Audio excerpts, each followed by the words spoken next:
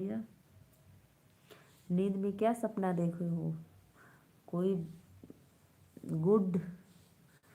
बहन जी आपसे एक क्वेश्चन है, पाप करने में पाप लगता है कि पाप करने वालों को देखने में पाप है, तो आप बताइए कौन सा सही है?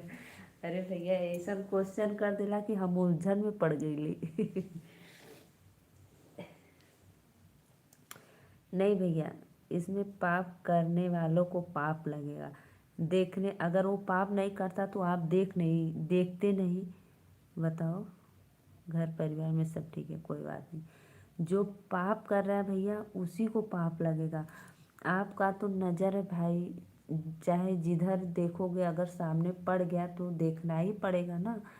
तो लेकिन आपको पाप नहीं लगेगा, मेरे समझ तो ये सही है।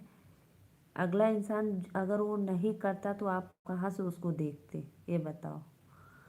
जब वो कर रहा है नज़र पड़ गया तो देखना ही पड़ेगा ना।